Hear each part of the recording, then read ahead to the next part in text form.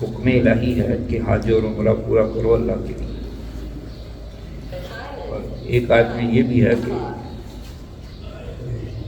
وَلِلَّهِ عَلَى النَّاسِ حِجُّ الْبَيْتِ مَنِ اسْتَطَاعَ إِلَيْهِ سَبِيلًا، کہ لوگوں پر اللہ کے لیے بیت اللہ شریف کا حج کرنا ہے جو وہاں پہنچنے کی طاقت رکھتا ہو، اس پر ہے۔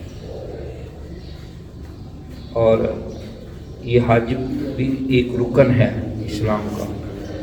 حضور نے فرمایا نا کہ اسلام کی بنیادیں 5 ہیں، ان میں سے ایک حج بھی ہے۔ حج کا مطلب کیا ہے؟ حج نام ہے احرام باندھ کر 9 ذوالحج کو عرفات میں ٹھہرنے اور کعبہ معظمہ کے طواف کا، اور اس کے لیے ایک خاص وقت مقرر ہے کہ اس میں یہ افعال کیے جائیں تو حج ہے۔ 9 ہجری میں حج فرض ہوا۔ اس کی فرضیت قطعی ہے، جو اس کی فرضیت کا انکار کرے کافر ہے، مگر عمر بھر میں صرف ایک بار حج فرض ہے، اس سے زیادہ کسی کو کرنے کا موقع ملتا ہے تو وہ فرض نہیں، پھر نفلی طور پر حج ہوگا۔ دکھاوے کے لیے حج کرنا اور مال حرام سے حج کو جانا حرام ہے۔ حج کو جانے کے لیے جس سے اجازت لینا واجب ہے، بغیر اس کی اجازت کے جانا مکروہ ہے۔ مثلا ماں باپ اگر اس کی خدمت کے محتاج ہوں اور ماں باپ نہ ہوں تو دادا دادی کا بھی یہی حکم ہے۔ یہ حج فرض کا حکم ہے، اور نفل ہو تو مطلقاً والدین کی اطاعت کرے، یعنی پھر بھی اس کو نفلی طور پر جانے کی ضرورت نہیں ہے، ماں باپ کے پاس رہنا یہ زیادہ بہتر ہے۔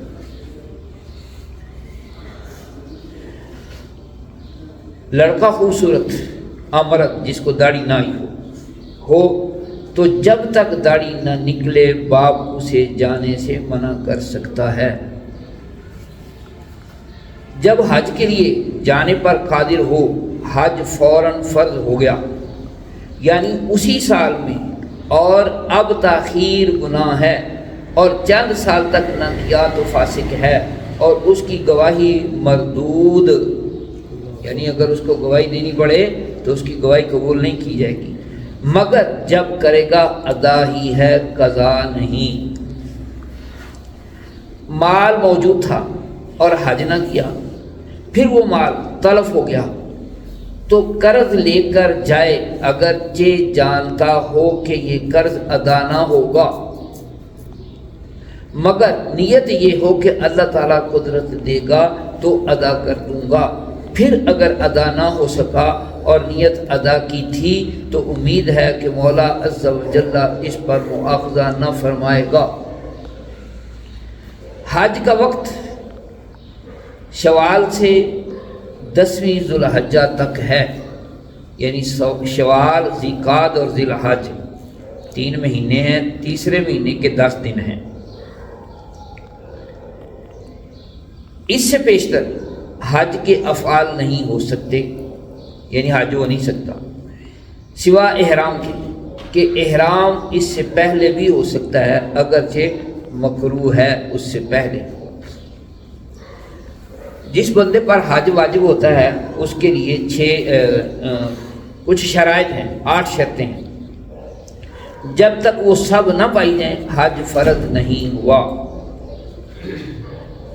نمبر 1 اسلام، لہذا اگر مسلمان ہونے سے پیشتر استطاعت تھی پھر فقیر ہو گیا اور اسلام لایا تو زمانہ کفر کی استطاعت کی بنا پر اسلام لانے کے بعد حج فرض نہ ہوگا، کہ جب استطاعت تھی اس کا اہل نہ تھا اور اب کے اہل ہوا استطاعت نہیں، اور مسلمان کو اگر استطاعت تھی اور حج نہ کیا تھا اب فقیر ہو گیا تو اب بھی فرض ہے۔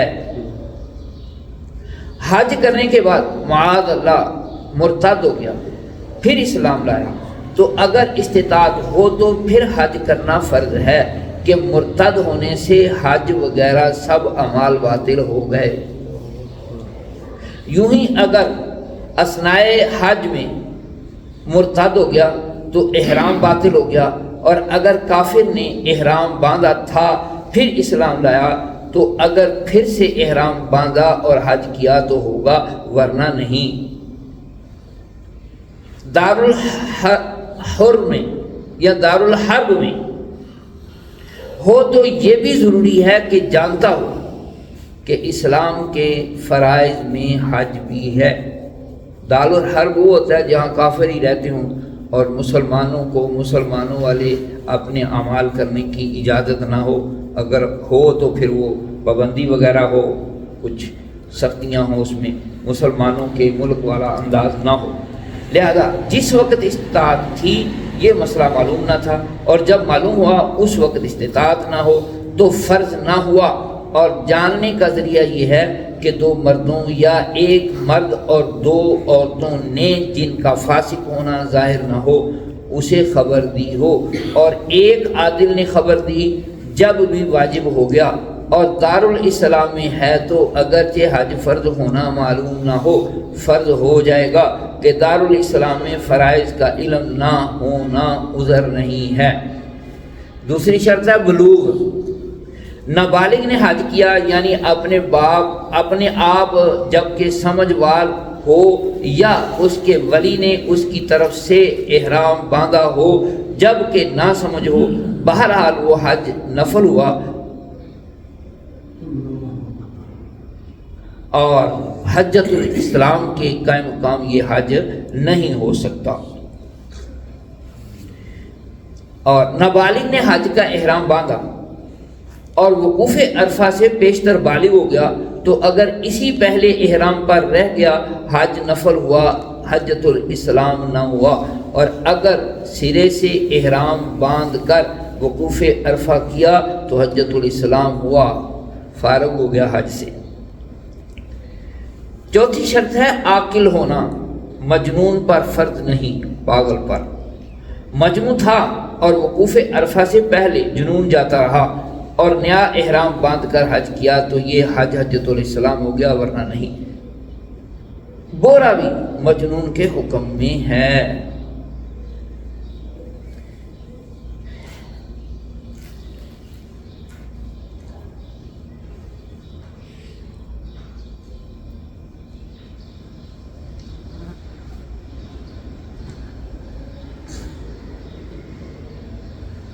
اور پانچویں شرط ہے، بلکہ ایک مسئلہ اور رہ گیا کہ حج کرنے کے بعد مجنون ہوا پھر اچھا ہوا تو اس جنون کا حج پر کوئی اثر نہیں، یعنی اب اسے دوبارہ حج کرنے کی ضرورت نہیں۔ اگر احرام کے وقت اچھا تھا پھر مجنون ہو گیا اور اسی حالت میں افعال ادا کیے، پھر برسوں کے بعد ہوش میں آیا تو حج فرض ادا ہو چکا۔